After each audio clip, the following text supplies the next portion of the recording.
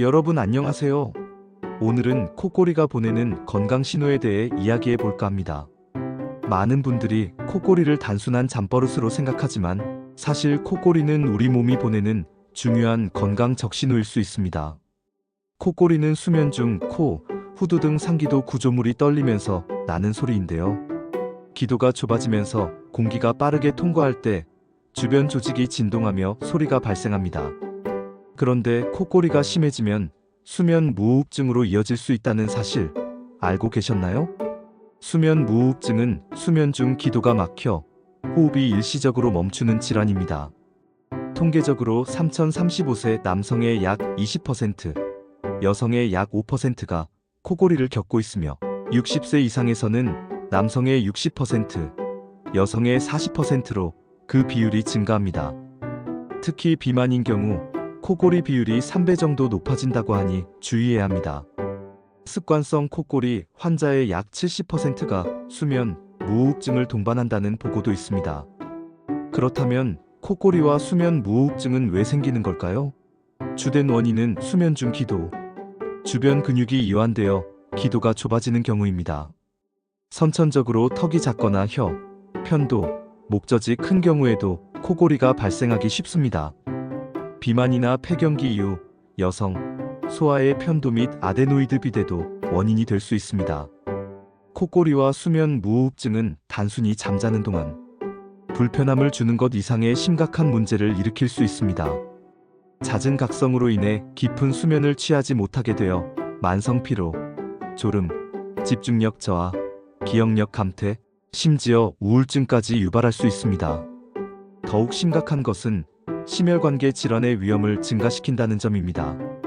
고혈압, 뇌졸중, 심장병, 심근경색 등의 발생 위험이 높아지며 코골이가 심한 사람은 뇌졸중 발작 위험이 67%, 고혈압 발생률이 40%, 심장 발작 위험이 34% 더 높다는 연구 결과도 있습니다. 뿐만 아니라 당뇨병 악화, 발기부전, 생리장애, 야뇨증, 두통 등 다양한 합병증을 유발할 수 있습니다. 코골이가 의심된다면 전문의와 상담하여 정확한 진단을 받는 것이 중요합니다. 코, 목, 혀 등 기도, 구조검사와 함께 수면다원 검사를 통해 수면 상태를 정밀하게 분석할 수 있습니다. 수면다원 검사는 수면 중 뇌파, 심전도, 호흡, 근전도 등을 측정하여 수면의 질을 평가하는 검사입니다.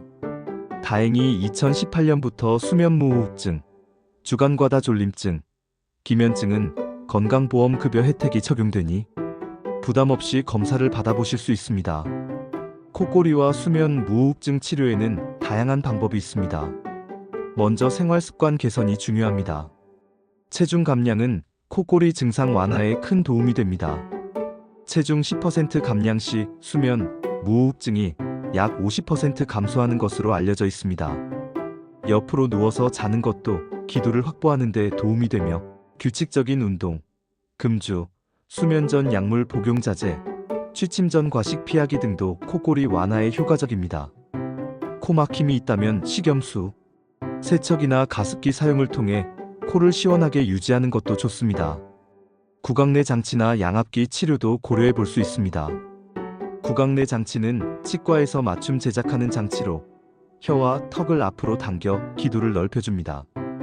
양압기는 수면 중 마스크를 통해 공기를 불어넣어 기도를 열어주는 장치입니다. 매일 사용해야 효과적이지만 적응에 어려움을 겪는 경우도 있습니다. 비중경만곡증, 편도아데노이드 비대, 코, 무록 등 기도를 막는 구조적 문제가 있다면 수술적 치료를 고려할 수도 있습니다.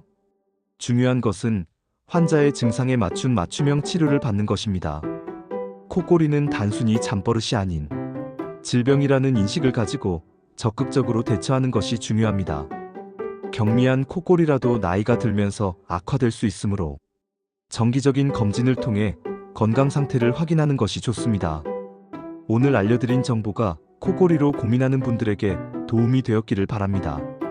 감사합니다.